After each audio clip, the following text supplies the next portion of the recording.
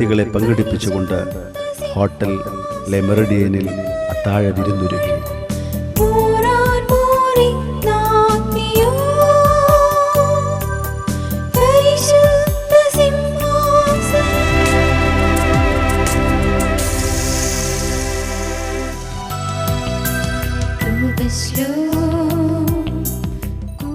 പരിശുദ്ധ പത്രിയർക്കീസ് ബാവായുടെ സ്ഥാനാരോഹണ ജൂബിലിക്ക് തുടക്കം കുറിച്ചുകൊണ്ടുള്ള പ്രൗഢഗംഭീരമായ ഒരു മഹാസമ്മേളനം അറബിക്കടലിൻ്റെ റാണി എന്ന് വിശേഷിപ്പിക്കപ്പെടുന്ന കൊച്ചിയിലെ മറൈൻ ഡ്രൈവിൽ തയ്യാറാക്കിയ ബസേലിയോസ് പൗലോസ് നഗറിൽ വച്ച് നടത്തപ്പെട്ടു.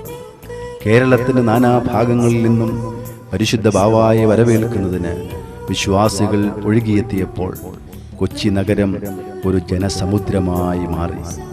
ശ്രേഷ്ഠ കാതോലിക്ക ബാവായോടൊപ്പം പരിശുദ്ധ പത്രിയർക്കീസ് ബാവ ജനസമുദ്രത്തിൻ്റെ മധ്യത്തിലൂടെ എഴുന്നള്ളിയപ്പോൾ അന്തരീക്ഷം മുഴുവനും ആർപ്പുവിളികൾ കൊണ്ടും ആഹ്ലാദം കൊണ്ടും ശബ്ദമുഖരിതമായി തീർന്നു.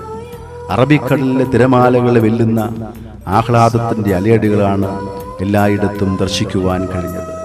ബാവായോടൊപ്പം ഉപവിഷ്ടരായ മതരാഷ്ട്രീയ സാമൂഹ്യ ഭരണരംഗത്തെ നേതാക്കന്മാരുടെ നിരയിലേക്ക് നോക്കുമ്പോൾ കേരളത്തിൻ്റെ മുഴുവൻ പ്രതിച്ഛായയും അവിടെ പ്രതിഫലിച്ചിരുന്നു.